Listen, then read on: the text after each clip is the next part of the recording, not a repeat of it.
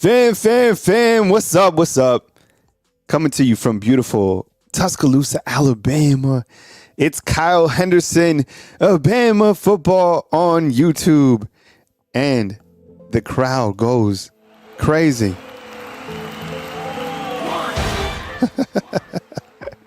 What's up? What's up? How's everybody doing today on this beautiful Tuesday, October 31st? You know what? It is Coach Saban's birthday today. So today I want you to call in. Here's what I'm asking you on 3 and Out. Your favorite Saban moment or something that you've just kind of appreciated or anything about Coach Saban as he turns 72 today. And remember, yesterday he was asked about turning 72 and he said, look, when you have a birthday that falls during the holiday, it's not really a birthday because you're in grind mode. And I fall into that same window. Next month on November 22nd, that'll be my birthday. And it's kind of the same thing. Like I was talking to my mom, trying to figure out plans and stuff like that for Thanksgiving, but it's the Auburn week, you know? So, look, there's plenty of time to celebrate, you know, but during the football season, like Jalen Miro said, you got to stay in grind mode and you have to maintain that psychological disposition during the football season. It's a grind when you cover the football team or when you are actually playing on the team. So the call line is 205-850-1994. My name is Kyle Henderson of Bama Football on YouTube. I'm sure you guys have seen me before. I'm sure you guys have seen the channel before, but if you are new to the channel, hit the thumbs up, like, and subscribe. My second question is, get this player the football. Who should Alabama be getting the football to this Saturday against LSU?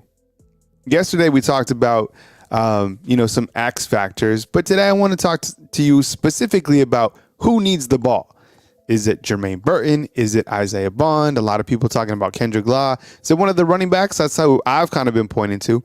And then number 3, I'm going to give you an opportunity to ask me a question. Remember, you have the college football playoff rankings that are dropping tonight at 7 p.m. There's also some sort of teleconference where the media gets to listen to an college football playoff committee member.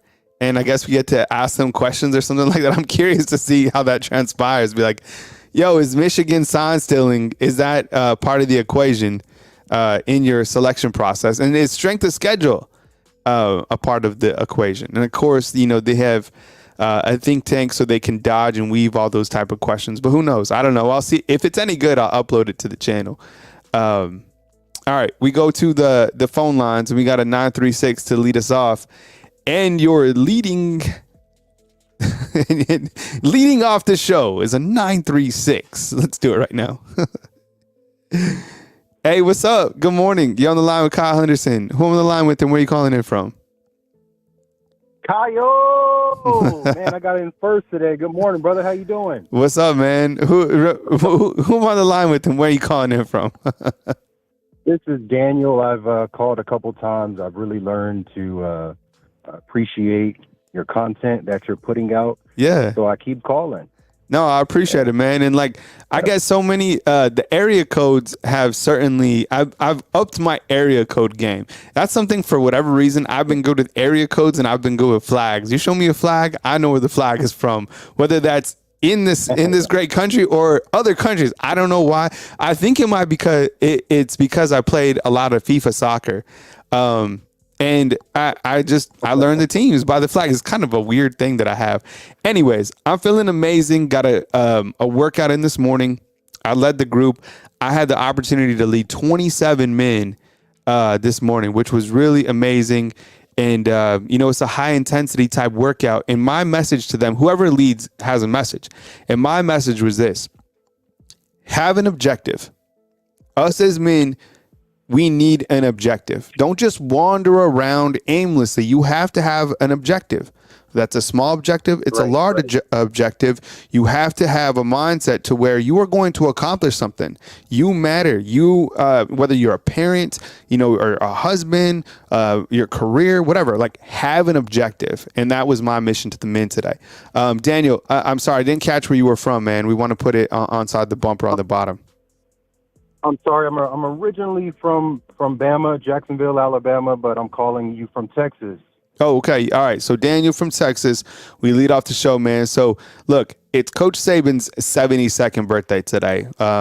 Everything that he's done has been really amazing, not only here in Tuscaloosa, but I think for college football in general, because anytime that he says something like the helmet communicators, I feel he's the college football, commissioner in a sense. But when you kind of look back or this year or, I don't know, a couple moments, what stands out about Coach Saban to you? And when you think about kind of the GOAT, where do you start? One moment I would like to highlight, actually two. One in which, I don't know what game it was, but he ripped into a player, he smacked him on his butt. And I think it was more demonstrative than anything. I don't know if it actually had any power behind it. And I forget what game that was, but it's a clip it's shown often. That was one of the moments. Mm-hmm. It's just a coach, he's just in it, just coaching his team up, letting them know when they do right, letting them know when they do wrong. But the other moment that I don't think you're going to hear at all is when he decided, his players came to him and said, hey, we want to walk. We want to march around the university. Mm-hmm. I think some social type stuff was going on, and something of that nature was going on. And they came to him like, hey, Coach, we want to do this for this reason. Yeah. And Coach was right there with them. Mm-hmm. He was out marching with them. And I don't believe that some coaches will listen to, their players, these young men or women, and march with them, for that cause. Mm-hmm. But Coach decided to look outside of himself and understand what was going on in the world, and he decided to march with the team. So I thought that was outstanding, and it was good to see. So a couple of moments that I look at. And I was thinking about this. So since I've been here in 6 years, it's been a highly impactful 6 years of what has happened here at Alabama, right? You look at Coach marching with his players, Coach coaching during the COVID time, Coach having Jalen, Coach having Tua, and how he was able to navigate that quarterback process, winning a national title, losing a national title, not making the playoffs. I mean, I've seen it all. And for me, I'm going to share my favorite Saban memory. Is that cool, Daniel? Why I share mine? While we continue to chat? Cool. And we'll warm up the show. I got a fresh cut, by the way, at this place. I'm going to show you guys. Spot is called Rivera's here in Tuscaloosa, Alabama. Tell them Kyle Henderson sent you. I mean, like, the attention to detail is like spot. Okay, so my favorite moment about Saban is comes during the COVID year, okay? And I was talking about this recently. Okay. So Coach Saban gets COVID, and remember he like tested out of it, and then he was able to come back to coach one of the games. Well, later on in the season, he gets COVID, and he has to miss, guess which game? Auburn, right? The Iron Bowl. And it's here in Tuscaloosa, and hang tight because it's going to be a little story, but I'm going to set the ground for it. And so Coach is missing the Iron Bowl. You guys remember this? And who steps on the field and coaches the team? It was another coach who coached. It was Steve Sarkisian. Steve Sarkisian came out and he walked the field. And there's a beautiful article and a hilarious article written by Chris Lowe about Saban's experience not coaching. And I strongly feel that him missing that game propelled him to have more life in his career. So the funny part is obviously not coaching the game, but he had his experience from watching the game at his house. And so he has to quarantine, and he has obviously a 2-story house. So he's in the top and Miss Terry's on the bottom. And he has 2 TVs.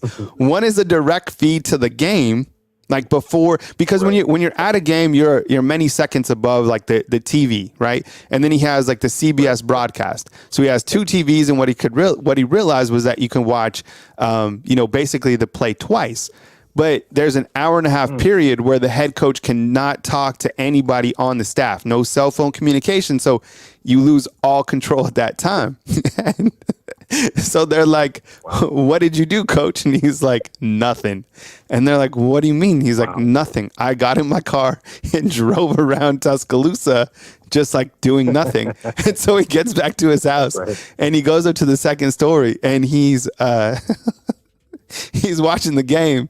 And of course it's the Iron Bowl, so a bunch of things are going on. So Miss Terry is on the bottom level and she is cheering and she's like all excited.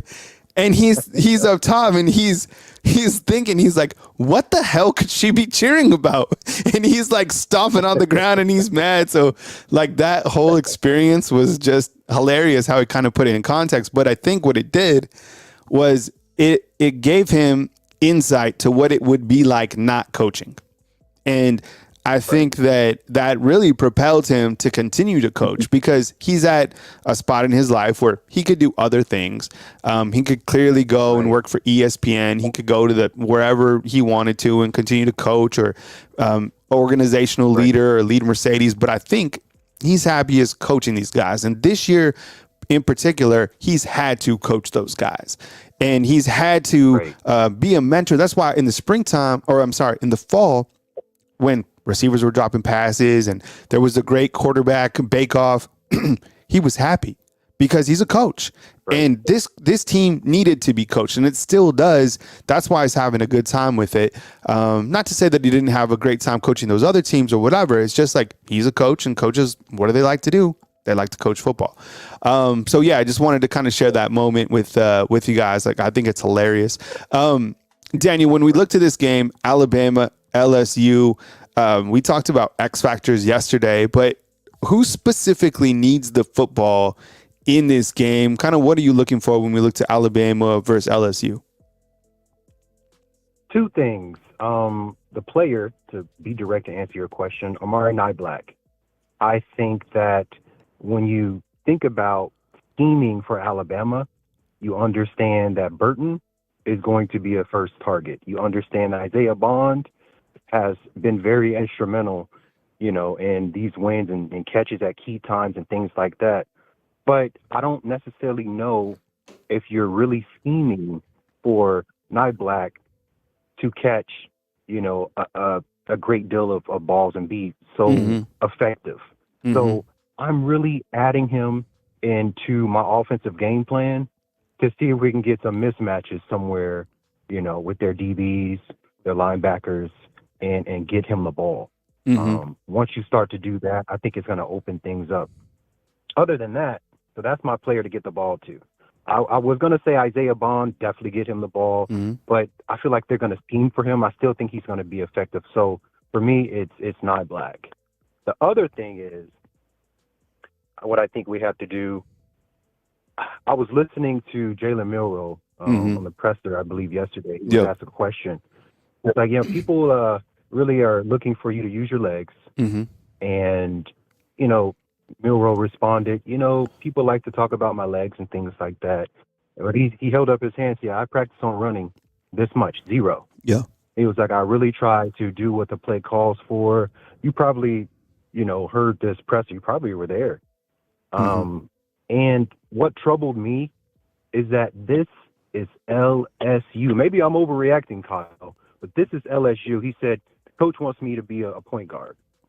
And I'm thinking to myself, a point guard will do whatever it takes. He'll facilitate the ball. If there is 3 yards to pick up and the Red Sea parts and you're still thinking about passing the ball instead of using your feet, I'm thinking, yeah, that's what the play calls for.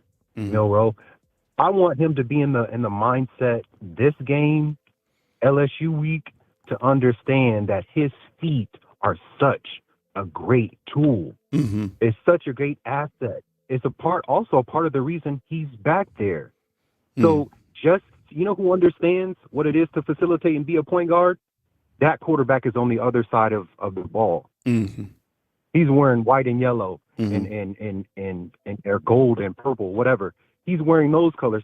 That's part of the reason he understands the power of his feet and the dimension it can add to LSU's offense. The play's breaking down. We need 4 yards. He's going to go get it with his feet. And we need Milroe to be of the same mind, to keep those chains moving, stick to stick, 10 yards by 10 yards, and get in the end zone. That's what I feel we need, and that's who I would get the ball to change things up. Not Black, and I want Milrow to be of that mind, to use his feet when don't hesitate. The play's breaking down, the pocket's breaking down, receivers are covered. We need 3 yards. Go get it with your feet. You're so fast. Have you seen this guy squat in the weight room? Have you seen him power clean? Yeah, and I think, and on with Daniel from Texas. I appreciate the call in. Get to my next callers in just a minute. We got a 470, and looks like we got Demetrius as well.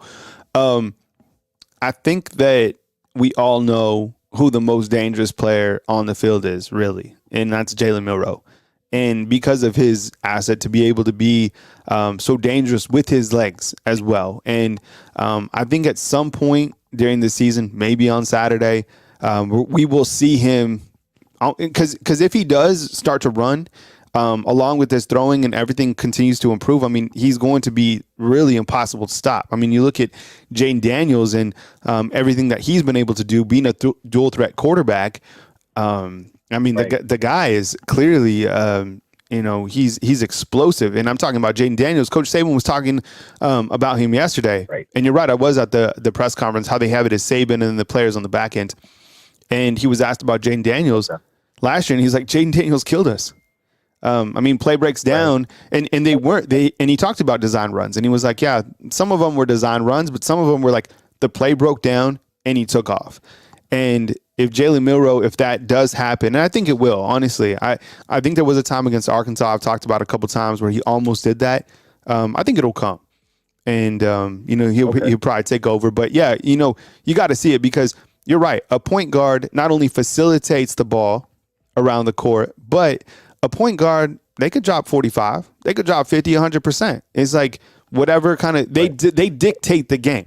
Your point guard dictates the game, dictates the flow, dictates the rotation of the basketball, 100%. And if a point guard needs to take the last second shot or needs to pick up, now in football terms, 3 yards or 7 yards or 15 yards or whatever, point guard does that. Right. All right, so we're playing 3 and out here. Daniel, you got a question for me? I'm always asking you guys the questions, but is there a question that you have for me? Or do you have something else that you'd like to talk about as we kind of lead up to this LSU game on the last point? No, I'll just ask you, do you think that we're going to see more design quarterback runs in this LSU game for Jalen Milrow? And that's it. Yeah. Look, I would say possibly it's plausible. But I think that they're going to continue to stick on the fact that they just want Milrow to be able to facilitate the football and improve that intermediate passing game. We have seen a couple design runs, but I think what you're going to see more for Alabama is more opportunities for like a Kendrick Law or Isaiah Bond, and that's getting them the football, maybe even that shovel pass that they did in this last game that got everybody excited. You imagine you have shovel passes going across the field with Kendrick Law and Isaiah Bond. I mean, it's like, because I bet Isaiah Bond is the fastest dude on the field, and Kendrick Law is your Debo Samuel.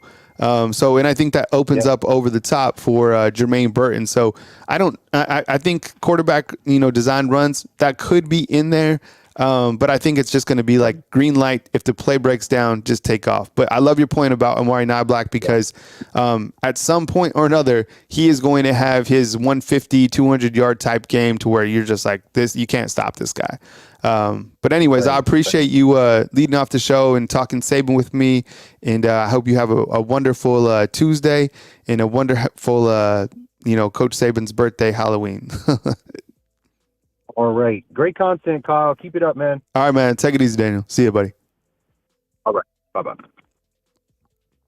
So remember, guys, tonight is clearly Halloween. I'll be passing out candy. There'll be like 1,000 kids in my neighborhood. I probably have like 1,000 pieces of candy that I'm going to be giving out tonight. But I'm also going to be watching that playoff selection show, which comes out tonight at 7.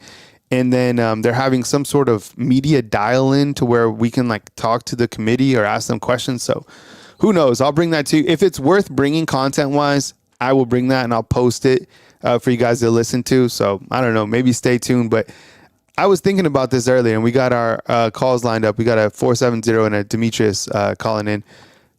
I mean, the playoff rankings right now, we know. I mean, the only reason they would be like cause to get like really excited is if Alabama was like number 4. It's going to be Georgia number 1, where we're going to say, "Oh wow, I'm so shocked."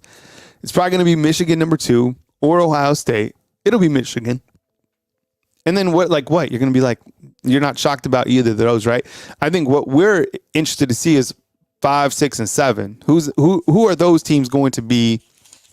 And what does it look like? Because that is going to really paint a picture to what the playoff committee is kind of dialed into in terms of schedule of strength and quality wins, right? Because you have Florida State, who's undefeated. You have Washington is undefeated. And I think for the most part, we've all had Florida State ranked above Washington, but Washington, I guess, theoretically could be ranked over Florida State, being that Washington does have a good win over Oregon, whereas Florida State's best win is against LSU. What's the better win? I don't know. And then you have Oregon, Texas, and Bama, and a team like, Penn State or Oklahoma, and where those teams kind of fall in line behind Alabama. I think Alabama, that 7 or 8 spot seems good for them. 8 is fine. They'd probably be behind Texas, which is fine with me right now. But I mean, I think that if Alabama, how about this? This will piss some people off, especially if they're Texas fans. If Alabama and Texas play this Saturday, who's winning? Straight up, seriously, with the quarterback, with Malik Murphy, because that's their quarterback. That's what I'm saying is like the playoff rankings aren't in week 2. The playoff rankings are for today. I don't know. We go back to the phone lines at the 470. Hey, what's up? You're on the line with Kyle Henderson. Who am I on the line with, and where are you calling in from? What's up, Kyle? It's Chance from Georgia. Hey, what's up, Chance? I appreciate you calling in, man. Hope you're having a fantastic Tuesday. Happy Halloween. Happy Coach Saban's birthday. Happy college football playoff rankings. Yeah, happy all that, bro. Yeah. Take the kids out for candy tonight. Do you guys do like? Oh, dude, the 49ers have lost 3 straight. They're playing like complete trash, and the defense is suspect. But I was going to ask you, Chance, do you guys do like trunk or treating, or are you like old school traditional going house to house? We did do a lot of trunk or treating. My wife gets the kids ready to go for probably 2 weeks out of the month of October, where they're going to trunk or treats. It's crazy. Yeah. We do got this one neighborhood that we like that's kind of been traditional the last few years that we go to. That's the kids always make out like a bandit with so much candy that they just have a ball. All the houses are usually done up pretty good. Every neighbor, the whole neighborhood gets into it. You know what I mean? Yeah. So it's always fun when we go. Yeah, the reason I ask is because like trunk or treating, I never even knew about trunk or treating before I moved to Alabama. There was only one time to get candy, and that was on Halloween night. That was it. And it was house to house. Period. Oh yeah, when I was a kid, that was it. That's what you did. It was just you just went to the neighborhood, usually the most wealthiest neighborhood. Thank you. And that's where you did it at. Yes, yeah, and so there was. They do a bunch of treats. These were the times you got candy as a kid. Number 1 was on Halloween, and then the other times were basically if you went to like a parade. That was for me, right? And they'd like throw candy out to you. Those are the 2 times like that you had an opportunity to get. Or Christmas. Yes, yeah, those are like the freebies. But anyways, right. We're talking. Thanks for bringing up the 49ers. I know they're on a losing skid. It's a long season, but dude, I thought so much about you. The other day because I was watching ESPN and they were just ripping on Brock Purdy and the 49ers, and I was just like, oh man, my poor dude Kyle. I bet he is just Like, because I know he's such a 49er fan. Yeah, I mean, that's the way it goes. I mean, look, the week before, Kirk Cousins looks, I mean, unbelievable, and then the next week he gets injured, right? I mean, some of the plays that Joe Burrow, he tore his Achilles heel, I know, and some of the plays that Joe Burrow were making against the Niners with all those wide receivers, you're like, what? You know, I mean, the dude, it's a grown man league. Every single game is a toss up. The NFL is crazy. It's just that's why, like, people don't understand football when they say like the best team in college football could play the worst team in the NFL. There's it's not even remotely close. Like the NFL and college football they're not close at all. What's your favorite Saban moment when you look back to Coach Saban's incredible career? I mean, we even forget that he coached at LSU, right? Where he won a national title, right? We forget where he cut his teeth at Michigan State. I mean, there's so much to go over with Saban. What you got? Right. There is so many, man. There's so many. But there's one that I think, I mean, we can all agree that we love the Nick Saban rants. We love them. You know, that's just been like, you know, most coaches are just a little bit different. Saban's cut from a different cloth, man. And we've been blessed to have him at Alabama. So I got two.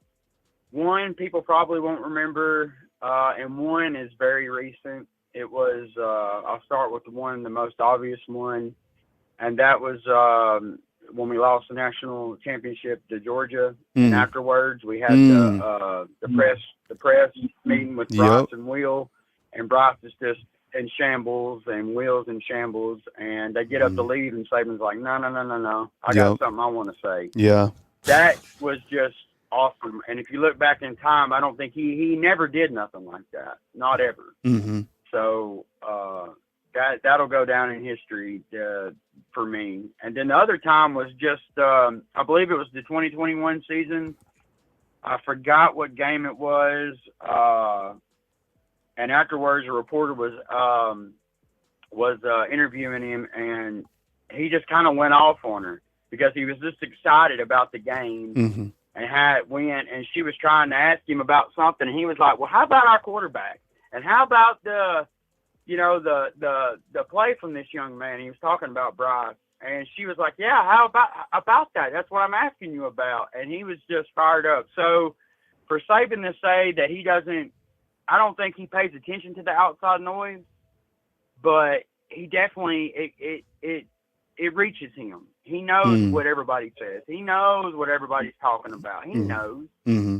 And, you know, you could just tell in that moment. So you probably don't remember that. And I forgot what game that was. No, I do. It was Maria Taylor when it was it wasn't at the Louisville game when Alabama went down to play in Orlando.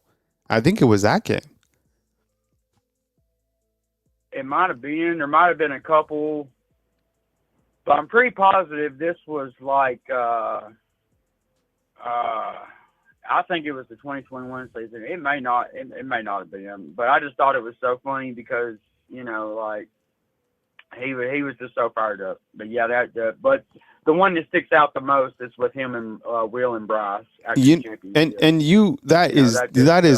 That moment honestly was so powerful because that was before those guys left, right?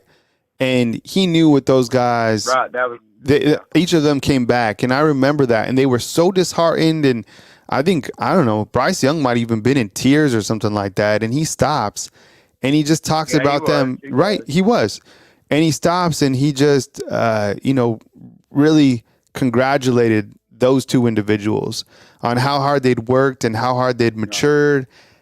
Seriously, that was like a fatherly coaching moment. I was probably honestly, that might be one of the best moments in my opinion as well. Thank you so much for bringing it up because I think we cut it as a YouTube short way back when.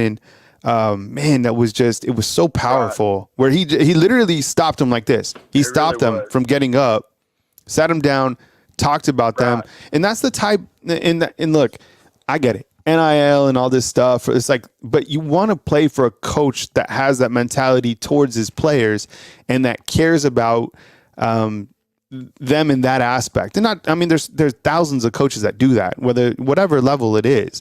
But to see Saban do that in that type of a moment, it really gives you a sense of his emotional intelligence for his players. That's what it get. You know what I'm saying? Like, he gets it. Right. I mean, and he's a hard ass, so he chewed their ass out for something earlier that week. Mm-hmm. But he let them know, and he let the whole world know that he loves them, and you know that this doesn't define them by a win or a loss. Yep.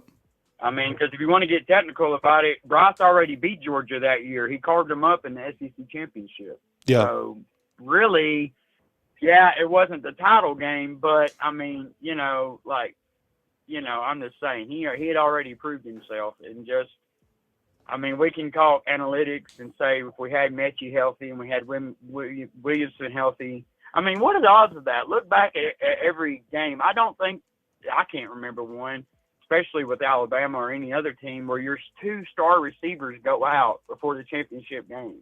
Mm-hmm. One goes out in the SEC championship, then the other one goes out in the Natty.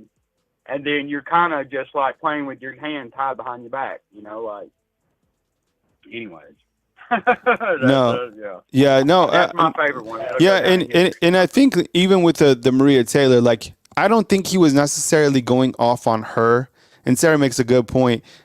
I think he was mad at the question, which clearly, and sometimes it works like this. Sometimes it is Maria Taylor's question, or she has a radio and the producer is sending it to her to ask, right? So sometimes the reporter is the middle person. I don't know who, whatever, but and I was thinking about this recently too, is like, he has certainly been different this year. He's been more, he's slower. He's slower to anger. Now, look, I think every single game he's been ripping someone's ass, right? Like, we've still seen that. Oh yeah, definitely. Right, like even when they were kneeling the ball, they had won the game and they got a penalty, and he's like ripping on people. He's still doing that 100%. But in terms of like his overall demeanor, I think he's been able to pause a little bit more, and I don't think that's necessarily means he's soft or getting softer. I think sometimes with like masculinity and understanding who you are as a man, you're able to be slower to anger, and you're able to pause and internalize the question that's been asked. And maybe this isn't the right setting to blow up somebody. And he's gone and he rectified, like, there was a reporter this year that asked a question.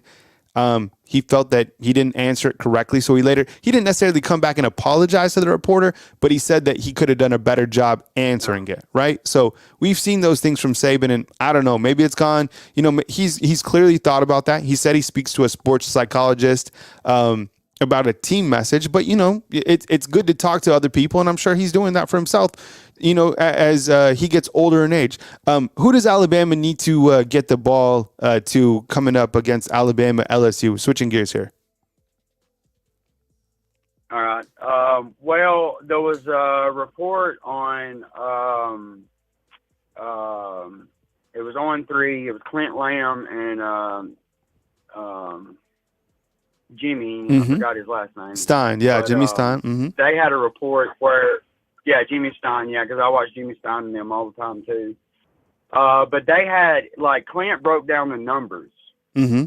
And it was pretty impressive how he done this, but he broke down the numbers at how everybody has played LSU, whether it be Ole Miss that beat them or whoever, the biggest mismatch they have that they have trouble defending is the tight ends. Mm-hmm. Like, even Auburn had great success with their tight ends against them. Mm-hmm. And even though they didn't win and it looked bad and everything, but it was a mismatch. So I think we're good in that department. Like your other caller using Amari Niblack, I think that'll work because I don't think they can defend it. They're struggling, but they're LSU's Major Burns and Harold Perkins are going to be the two that we have to account for, because that's all they got on defense. Mm-hmm. Really, I mean, they're limping on defense pretty bad, and I don't even know what's going on with all that. But it's they got some weird stuff going on back there in LSU with their secondary, with the transfers and who's playing and who's out and who's not available and all kinds of crazy stuff. Yeah, I know that. I listened to you can listen to. I uploaded. I don't know. It didn't seem like a lot of people saw it. Or maybe they saw it elsewhere. But Brian Kelly's press conference from yesterday is uploaded to the channel, and it's a good press conference. Honestly, he goes to say some good things about Tommy Rees, Jalen Milroe, and really about Alabama and Nick Saban overall and the rivalry and this and that. And Coach Saban said yesterday too that that Brian Kelly's done he said phenomenal job at LSU. Phenomenal or whatever. I mean, Coach Saban knows. I think he's certainly done a good job building up LSU because, I mean, they beat them last year. This is a formidable team. Jane Daniels is an amazing quarterback. Those wide receivers are really good. Yeah. Neighbors is an NFL guy, and Brian Thomas, Alabama was praying that they got Brian Thomas. That guy is an amazing wide receiver too. Yeah. Yes, he is. Anyone else you feel Alabama needs to get the football to? When you kind of look to this landscape or this game, or kind of like keys to the game.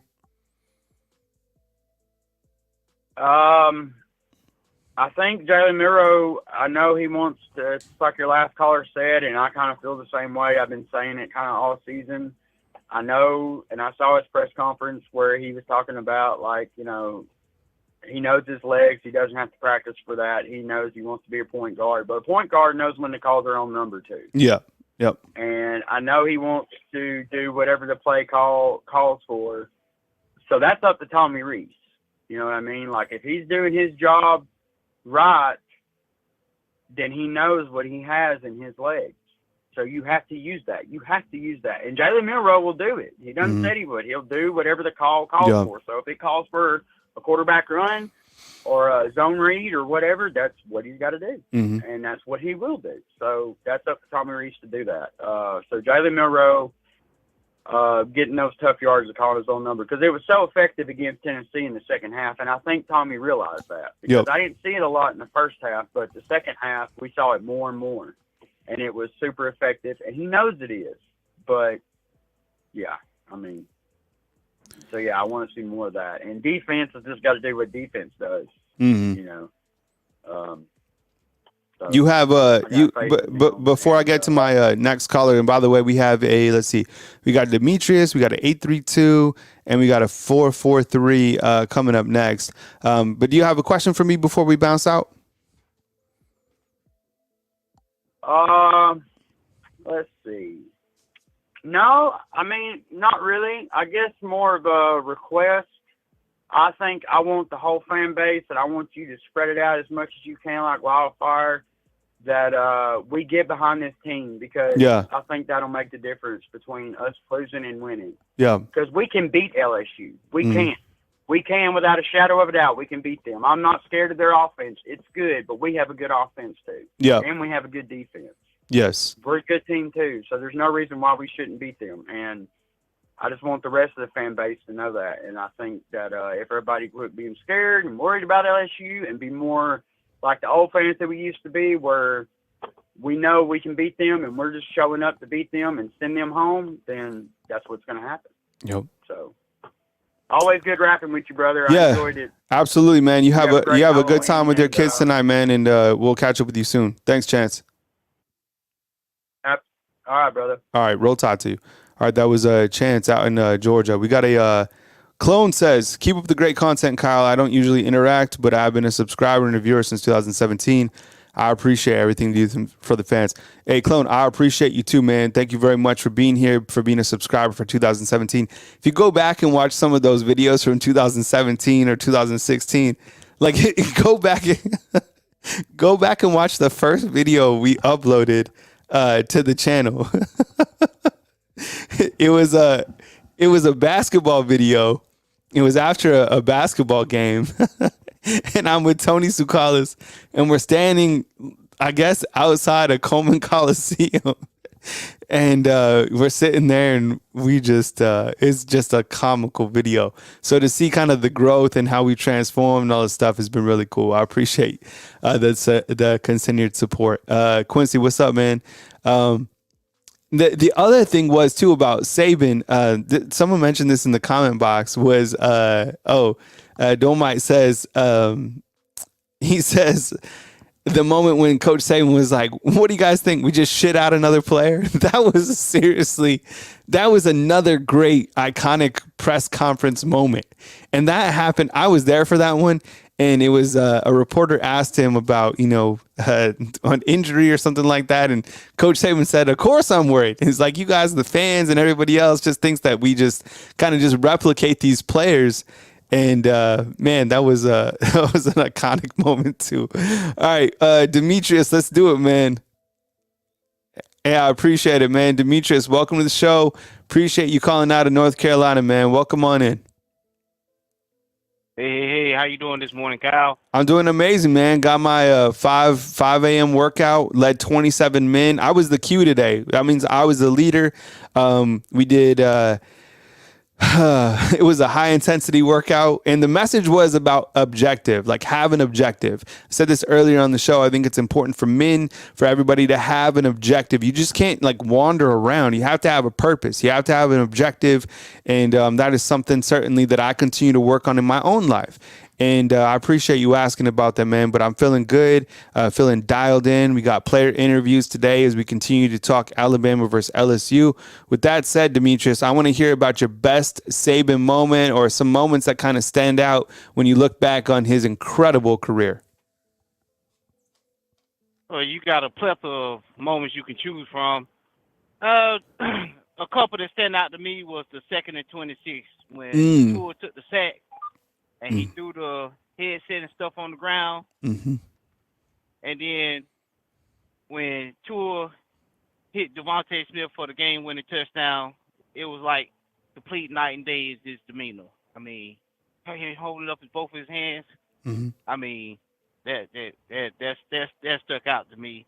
And another one is, I believe it might have been last year. It's that nitwit Georgia, he was a former Georgia player. He always had been dogging Alabama for years. He made the comment. Coach Saban was in the yes. He was there doing the press conference for the national championship game. Like David Pollock. David Pollock. Yeah, David Pollock. And he like, well, Georgia's the new king of football, some comment like that. And Nick Saban, the eyes got like. He looked like Forrest Gump whenever that man slapped Kenny, and Forrest looked at him, and he was like, "What is he saying?" Yeah. I mean, this got to be the most craziest comment. I mean, the dynasty of Alabama versus 2 or 3 national championships for Georgia. You gonna come on now? You can't make no comment like that. And I think that was and look, Saban didn't say anything at the time, but I think the actions of Saban have certainly gone forward. And I think, like with that said, you continue to see moments like that show that Coach Saban still has that fire in his belly, right? He's such a competitor. Another time I remember Coach Saban talking about they were asking him if he drives fast. Now, he recently said that he drives his Ferrari on Wednesdays only when it's not raining. So it hasn't really been raining in Tuscaloosa that much. So I saw the red Ferrari the last time. He traded in 2 Ferraris and got another Ferrari, whatever. But they were asking him about his competitive nature. He said that every time he comes up to a stoplight, he's like, he has that he's racing off the line. I'm the same way, it's like, it's competitive. I'm not trying to like race, but like, you got to get off the line when the green light hits. I think that's just in competitive people. Anything else stand out, Demetrius? I like that point though about Saban, because you saw his eyes just kind of look to David Pollock. And but what else you got? Like I said, you got plethora of many of the butt chewings he done gave the assistants, and even some of the players, and and what's standing was not just one particular, but the previous callers done hit on it. He's become a little bit more humbler. Mm-hmm. I don't know if more humble is me become more humble or he's just adjusting to, because this is a different breed of player he got versus what he started with coaching. I Mm-hmm. mean these last several years we've seen uncharacteristic Alabama teams, especially they brought up the national championship game. I'm thinking back to the second 26, 2017, when all the freshmen came in and stepped up and won the national championship for us. Mm-hmm. And then we go fast forward to 2021 national championship game. You give your opportunity to step up. You on social media, yap, yap, yap. Mm-hmm. Where you at? Get missing. Mm-hmm. I mean, it's different, and I see his adjustment towards that because he's, he realizing what type of players he have to coach up, and this is a different breed of player, and you got to know when to push the buttons on them, what buttons to push on them to get his team ready, and that's kind of delightful to see, instead of, this is, I couldn't see this come from Coach Saban. I thought he, just butt chewer, but now he's switching it up. He's become more likable. I mean, seems to me he's become more, not gonna say more likable, but he's earning more respect from his players by having that attitude. I want you to do your job. I'm gonna tell you when you're doing it good. I might give you a pat on the back. Mm-hmm. Like my grandfather used to tell. Why do I need to tell you when you're doing good? You're supposed to do that. You're supposed to do your job. That's supposed to be the normal. Mm-hmm. So, I mean, I'm pretty sure everybody got a memorable moment of Coach Saban. Yeah, absolutely. That's why I thought and Landon Dixon. I'm sorry. Go ahead, Kyle. were you gonna say Landon Dickerson when he let him play in the let him play. Yeah. And that I mean, you start seeing before Coach Saban wouldn't let him. No, you got your future. And Landon Dixon carrying him off the field. That's man. Those are some those are some great moments for sure. The Landon Dickerson one, that one stands out too, because there was people that thought he was going to actual play in that game, but he came through. Hey Sarah, I hope you're feeling better. Get better. We need you better by Saturday. So take care of yourself, and we need you back by Saturday. So you can take a couple of days off, but we need you back in the comment box. So get healthy. All right, Demetrius, let's roll through this, man. Who does Alabama need to get the football to in this game against LSU? Yesterday, I talked about X factors, guys who are shining in this game, but from simply getting the football to.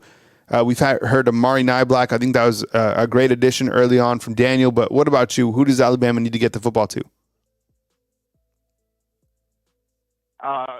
Niblack is one of my, because I think we need the whole tight end group. All three of them are mismatch, matchup nightmares if given the right, plays for them to get the right matchups. Oops. I mean, he's bigger and stronger than any safety, Mm-hmm. and the other one, Dupree. Yeah, I believe in our tight ends, and if Jalen Milroe could just hit anything over the middle, that's who you get. Whoever over the middle was playing or whatever, whether it be the back out the backfield, if you can get them the ball. I keep on saying that the crowd is going to erupt if there's a first half turnover, but can you imagine a first quarter slant that goes for 25, right? That from a 7-yard pass that turns into 25, or can you imagine this is a RPO that turns into a slant that goes for a touchdown? People will lose their mind because there was so many times. I mean, having Jerry Jeudy, Henry Ruggs, Jalen Waddle, come across the middle. Like that was so lethal. It was too dangerous. Like they were scoring too fast. Correct. And it gives the player the opportunity to. It gives your best players, your dynamite players, the opportunity to be dynamite. Yep. Once you get them, instead of them having to turn around and wait for the ball to come to them, as soon as they turn the ball right there, they can make the move. That's all. I mean, but the young man is slowly and surely he getting there.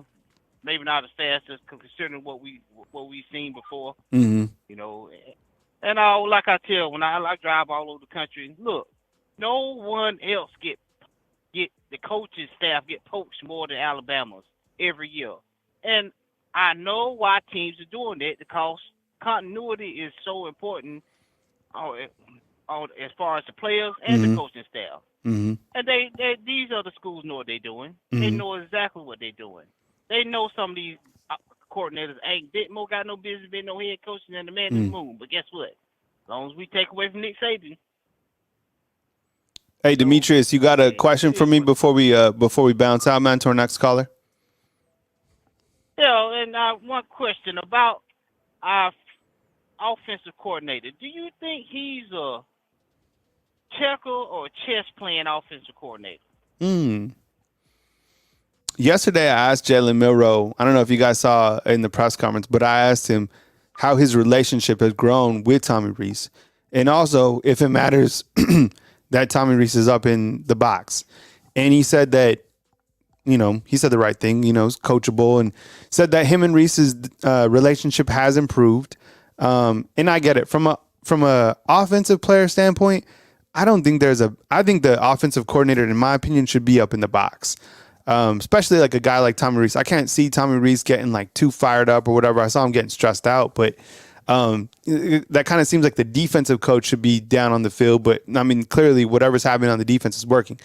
I think that right now Tommy Rees is playing checkers because I don't think that he has the overall experience yet to be playing chess. Chess comes from, you're automatically gifted and you're highly intelligent. And not to say that he's not highly intelligent. It's just like, I don't think he has enough football under his belt at this level with this type of weaponry to really be playing chess. Now, he could definitely get to that point, and maybe that's something that Saban saw within him.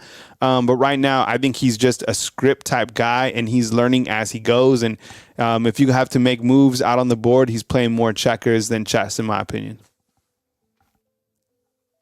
Okay. And also, can he be a quarterback whisperer? Because I was hoping that, we missed some quarterback coaches that got poached from us again. Mm-hmm. That kind of made, Bryce Young and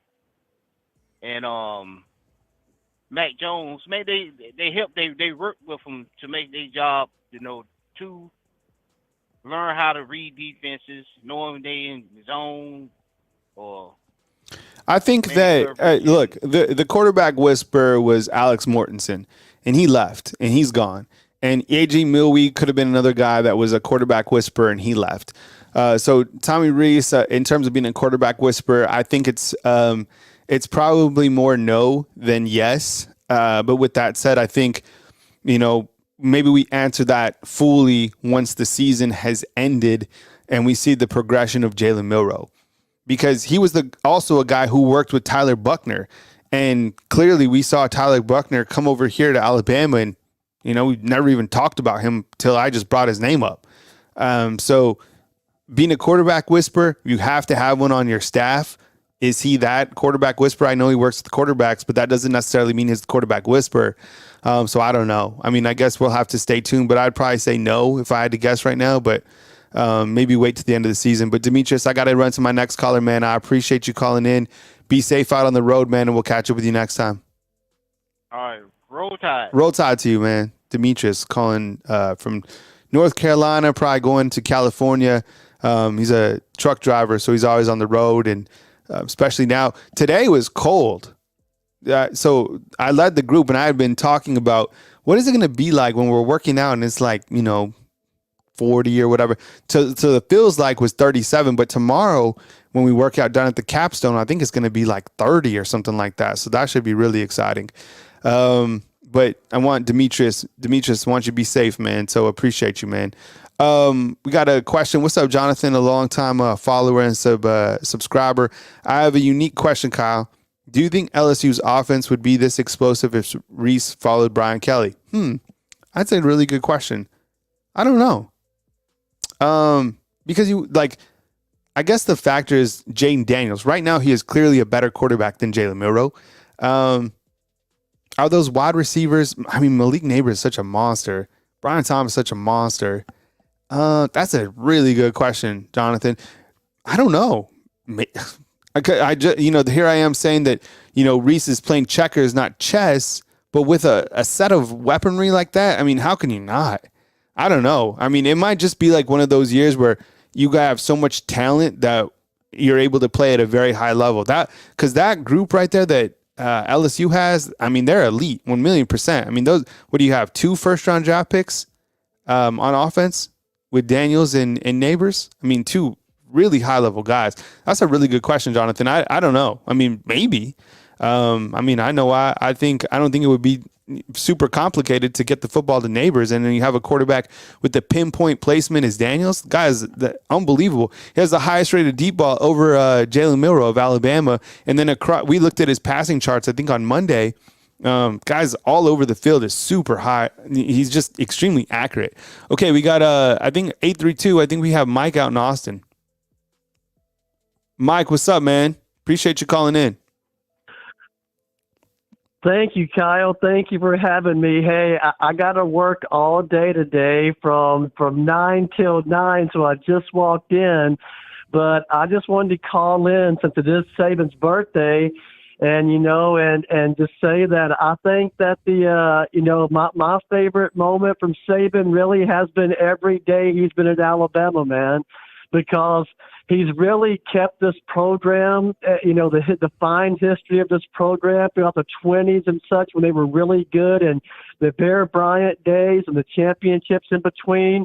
He just took an already great program and even made it better, So that's and really what he's done in modern day college football with the level playing field, scholarship limitations and all that. He truly is, in my opinion, the greatest college football coach that ever existed. And the dude's not done yet, man. The dude's not done yet. So really, every day he's been here, to me, has just been just my favorite time that he's here. And this first press conference is when he came from the Miami Dolphins to Alabama and landed in Tuscaloosa. That first press conference when he was introduced to everybody, I could just see right then, man, the fire in that dude's belly, the vision that he had for the program, and I knew we was back, and I knew we was going to be good. But 6 or 7 national championships later, I didn't think we'd be this good, man. But he's really been a godsend to the program, and I loved every week and every day he's been here. Yeah, I mean, that first press conference, when he came in, I've talked about today having the objective. Talk about that guy having objective after objective and such a high-level achiever. And he's always said that high-level achievers don't like people who are mediocre. I find myself like that as well. It's like if you aren't competing at a high level within your life or whatever, it's hard for me to kind of gravitate towards you because I'm an A-type. I like things organized. I like to be, full out. I'm a high energy type person. And sometimes, it's hard when you work with people who aren't at that level. And Coach Saban has done an incredible job building that organization. And you can only imagine he coaches the players on the field, right? But he's also coaching people within the organization, all the people that work underneath him.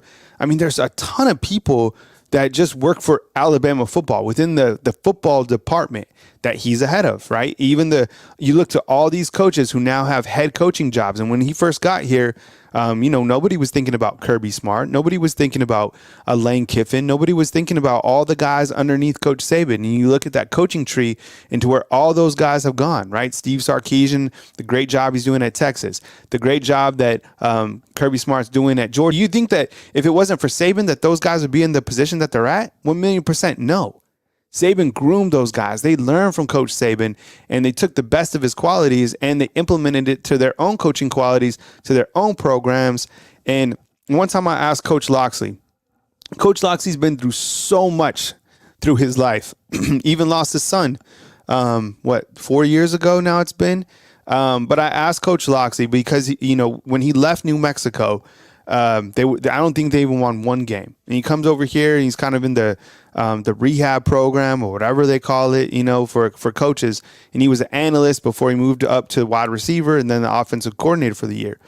And I remember asking Coach Loxley at a Sugar Bowl where you could talk to all these coaches. I was like, hey, Coach Lox, what have you learned from Coach Saban?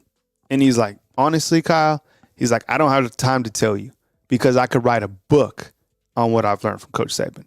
So my point is, all those guys, if they've been able to open up their mind and listen to Coach Saban while he's been there, I mean, think about all that type of knowledge that they've been able to carry with themselves throughout their coaching career. Switching gears here, I like your call yesterday too on Michigan. You got people fired up about Michigan. It's a fair point though. Today I'm asking you, who does Alabama need to get the football to?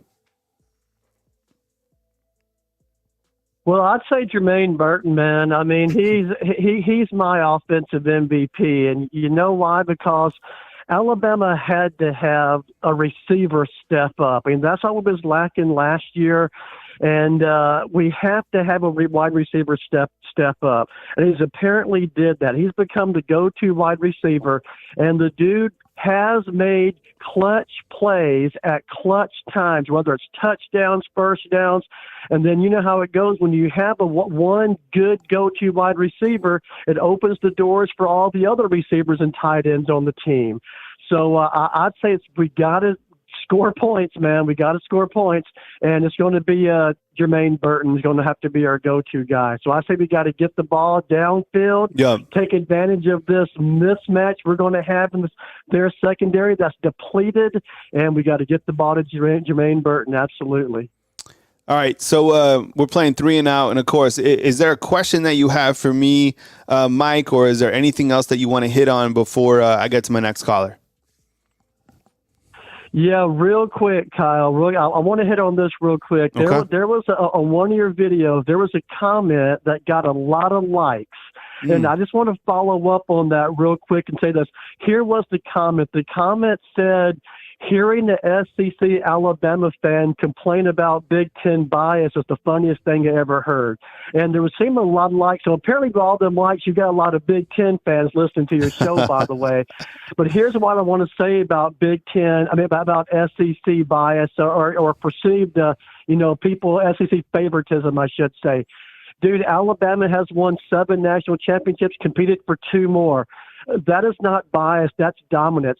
When Alabama wasn't winning them, Georgia won 2 national championships. That's not bias. That's dominance. And when Alabama wasn't winning them, the best team in the country was LSU. That year, Joe Burrow was at LSU. They were hands down the best team in the country. Mm-hmm. That's not favoritism, man. That's straight up dominance. Yeah. And in that same time period, what has the Big Ten done? Absolutely nothing. I mean, Ohio State won 1 national championship the first year of the playoffs, and they beat Alabama. Okay, good. Since then, they ain't done nothing. Michigan's been dormant, man. Michigan's done absolutely nothing. And what's come out about Michigan this past few weeks is absolutely embarrassing, dude, where this cheater play caller Stiller is their defensive coordinator. And now, you know what else about Michigan? The FBI is involved with this now. This is going to be a bigger story than it is now, because I bet it's going to go over into some kind of betting cheating scandal. Because why would the FBI be involved now? Because of probably some kind of interstate betting cheating. But anyway, man, winning national championships and dominating college football is not favoritism. It's called dominance is what it's called. But Kyle, That's my rant for the day. I got to get to work, man. Keep up the good right. work, dude. Love your show. Happy birthday, Nick Saban. Keep up the good work. Roll Tide, brother. All right, roll tide to you. All right, that was Mike out in Austin with his rebuttal to a comment that got really a video is about Michigan. Is really Mike's take is a good take about organized cheating. And clearly, you know, when you have organized in there, I think the FBI likes to knock on the door as well. Kyle Henderson of Bama Football on YouTube. We have two callers in the queue. It's Coach Saban's birthday today. Want to see what you think in terms of who Alabama should get the ball to. If you have a question for me or a final point, and then remember the college football playoffs, the rankings drop tonight at 7 p.m. Bring that to you in some video form, depending on kind of the shock value of it. I don't think it's going to be too shocking. I mean, how much different can it be than the AP poll? Because it kind of works out itself. I think we're looking at teams that are ranked, 4, 5, and 6, and what those teams, where they are, and what teams that they have to play. There's a graphic that I have that I was showing yesterday, and it basically highlights it's the All-State playoff prediction, and what that does is it kind of gives you an indication of where the teams stand going into this playoff, committee or whatever. So here's what it looks like right now. This was updated on yesterday, and this is ESPN's All-State Predictor. And you can punch this in and come up with different scenarios. So right now it has Ohio State. Let me enlarge that to make that full screen. Ohio State, 79% chance if they win out, of course, and they win the Big Ten championship. Then you have Florida State. You have Michigan next in line, and then you have Georgia, and then Alabama, followed by Oklahoma and Texas. And then you have the two Pac-12 teams. It's kind of interesting to see that Oregon ahead of Washington right there. And then you have, the rest of these teams down below. Now, I guess the worst case scenario, and we talked about this yesterday, was if Florida State wins out, Michigan wins out, Texas wins out, and Washington wins out. Because I think what that would mean was, they would look at that Texas win over Alabama, and basically then it would become down to like, if Alabama was to win the SEC championship, who do you take? A Pac-12 champ that's unbeaten, or do you take a one-loss Alabama team from the SEC? Same thing with Florida State. Do you take a undefeated ACC team over a one-loss SEC team? I don't know. But clearly, that Texas win over Alabama, we knew it was going to come into play at some point. Here it is. With that said, we go back to the phone lines. I think we got David from Louisiana. Dave, what's up, man? I appreciate you calling in, man. Good morning. Good morning. I'm going to get you to pronounce Louisiana as Louisiana. Louisiana. Louisiana. Go ahead. It's 35 degrees out here right now. I'm sick and tired of this. I'm ready for spring and summer, and I can't do cold weather. Yeah. I'm not a fan of that at all. I'd rather be 120 degrees outside myself. Me too. I'm just built different. Most people can't handle it. They need AC and stuff, but I need the heat. I like the heat. Yeah, me too. I'm with you. As soon as it gets, because people don't understand this. Being in New Mexico, it's the elevation is high. Like my mom's house is in Santa Fe, and it's 7,200 feet elevation. Like that's in the mountains. We have mountains the southern tip of the Rocky Mountains. Our tallest mountain in New Mexico is 13,000 feet. In Santa Fe, the mountains are close to 11,000 feet. So you don't get a lot of rain, but you do get a good amount of snow. And since I've came down they don't. And when you were living in Tuscaloosa for 6 years now, I got soft. So, I don't want it to be cold. I want to be able to, play golf and, be warm. So I'm with you, man. What's your favorite Saban moment as Coach Saban turns 72 today? Oh, man, there's tons of them. There's thousands of moments, but probably my most memorable is whenever he left Miami and he landed in Tuscaloosa over there, and that little old blonde, I guess she's blonde, I can't remember, blonde or brown, like brown haired girl kind of drag him to the ground and make out with him right there in front of Miss Terry and everybody. And he was like, "What do I do? Help!" Trying to run from the girl. That's probably my most funniest memory of the GOAT coming in and turning the state of Alabama and the University of Alabama into the greatest football team to ever grace the football field. Yeah, I think there's so many moments, and I think I think when you look back too, I was thinking about this earlier. One of the moments that I think will stand out is just this last game against Tennessee, where he was running to the locker room and then he turned around and he sprinted towards the fans. And I thought that was a really iconic moment. I think, he's, that type of appreciation for the fans. He's really hit on that. Even after every press conference that Alabama's had during a home game, he said how much the crowd has meant to him and how much he appreciates them. And excuse me, he said even last game, he wished that he could thank the fans each individually. Before the season, there's fan day, right? Where everybody runs onto the field. I'm not kidding you. I have a video of it on YouTube. It was hot. It was like, it was like you and I want it to be, David. It was like 120. The humidity was like 85, whatever. And Coach Saban was put at the 20-yard line with the table. And all the fans have an opportunity to get it, to autograph from him. I'm not kidding you. And it was like, there was like 4 lines. And they went all the way back to the opposite goalpost. And Coach Saban, he signed every single thing. Literally every single thing. I left eventually because, the line just kept going. But it's not like he was like, okay, I'm only going to sign this many and then I'm going to leave. No, he stayed there and signed every single football, tiny elephant, houndstooth scarf, whatever it was. He's got a lot of appreciation for the fans, and that is going to be one of his messages Wednesday night when he speaks, or Thursday night during his coaching show, is how instrumental the fans can be in a game like this, specifically at night with so much on the line, because people get it now. They're like, if Alabama keeps winning, you know what's going to happen. But against LSU team, they need it to be loud. They need it to be impactful.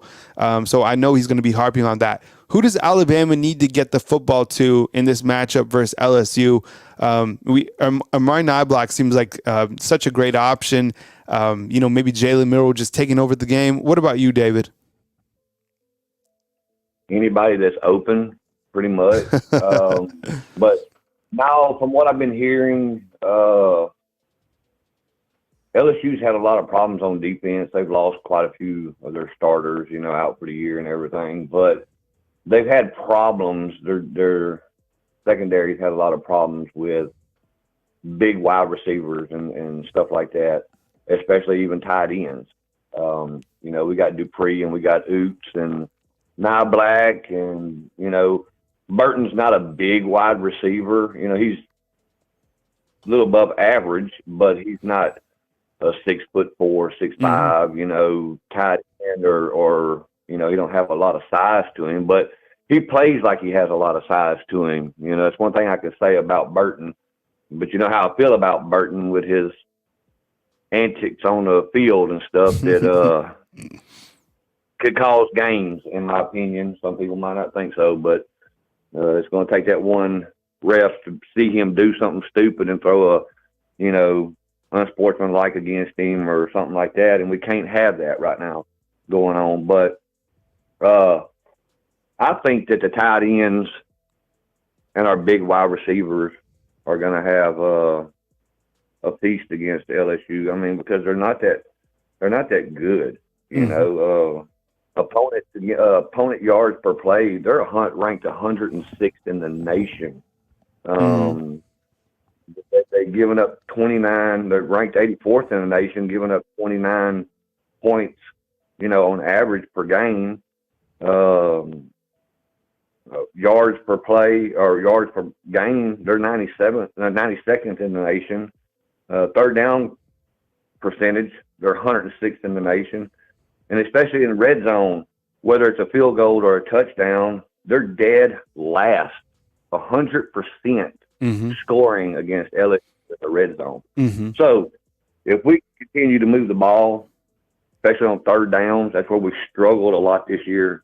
third down conversions. If we can get the ball in the red zone, and make it easy for Will Riker to make a field goal if necessary, but I'd rather it be 7 points because we got to come out strong. We just can't idle through this game. This is going to have to be rev the motor up, put it on cruise control, and just go. We can't slack off on the offense coming up. No way. Yeah, you can't. I mean, we've all talked about it, and I think the over-under, so total points in this game anticipated is like over 60, which means, they're expecting some sort of a game like a 35-31, being that even the line in this game is 4. I think it opens up at 6, and now it's down at like 4 or something like that. I think I even saw it somewhere at like 3.5. But yeah, you got to put points on the board to be able to beat a team like this or keep them from scoring, which I think Alabama's defense can certainly do. There's no way, I don't think, other than maybe Daniels, ripping off a couple, that you can run against this Alabama defense. This has been, look, Alabama is a team built on defense, but specifically stopping the run. You got a question for me, David, or you want to make like one more thought before I get to my next caller? I believe this is a ex-head coach, ex-football player. He was like a little assistant kind of a coach. I believe Tommy Rees is going to try to dial up the right plays to beat his ex-coach. Yes. I mean, it's just kind of like it's like with Nick Saban. All these other coaches that's coached underneath Nick Saban, they do everything in their power to try to beat Nick Saban, and there's only been 2 that's ever done it. And I believe Tommy Rees is going to do everything in his power. I believe these players, are going to try to give Nick Saban the best birthday present, and that's a win against LSU in Bryant-Denny Stadium. But if we get into a shootout with LSU, I just don't know. If our defense is fresh, and our offense can keep our defense off the field, and let them recoup and stuff. Because I seen an interview yesterday. I can't remember who it was. He was a defensive player that they talked to, who said, when we score, we're happy, and you can kind of see it in his face that the offense don't score and move the ball like we want them to, but, they're happy. And the defense, I mean, we've seen it time and time and time and time again where the defense goes and sits on the sidelines, it seems like for 2 minutes, and they're right back on the field, and these guys are getting gassed. I mean, don't get me wrong, they're getting a lot of playing time, and they're getting better, but we got to score points because if we get in a shootout with Jake Daniels and it's down to a 3-point game or something with 2 minutes left in the game, he'll move the ball. He will move the ball, and he will do everything in his power to try to score and win against us. That's, anybody. But this is a different beast that we're playing that we went against in all year, especially offensively. Our defense is actually, I believe, a top 10 defense somewhere around there in the nation. The closest team I believe that we've played against that's with the firepower would be really Ole Miss, offensively away, because, I mean, they put up some points against us too. But I believe we'll pull it out, and I hope it's a blowout.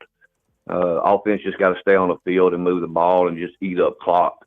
Time of possession is a big key factor, plus points on the board are the main things. But anyways, I know you got a lot going on today. With that being said, everybody, y'all have a great day. Happy birthday, Coach Saban, if you're listening. And with that being said, y'all have a good one. God bless America, and roll tide. Roll tide to you, David. Thank you so much. Appreciate you calling in. All right, fam. Good show today. I appreciate you guys being here for an hour and 20 minutes. Thank you very much for the support and for trading some favorite Saban moments with me as Coach Saban turns 72 today. And remember, the college football playoff rankings drop tonight. Look for a video to be dropped there. I know you guys are already subscribed. If you could hit thumbs up and just continue to stay observant for more content that I continue to drop. Become a fan funder. Hit the join button. All the ways to support Bama football on YouTube. I know you guys already do, so I appreciate you guys more than you know. Thank you very much for being here this morning. Got player interviews today at 1 p.m. Look for those to be dropped. And then also we have college football playoff rankings. Wednesday, Coach Saban's press conference. Thursday, the coaches show. And, of course, I'll be live all day, every day this week at 9 a.m. Coming to you from beautiful Tuscaloosa, Alabama, just a couple days away from Alabama versus LSU. Kyle Henderson at Bama Football on YouTube. Have a fantastic day, and you know where to find me right here, Bama Football on YouTube. See ya.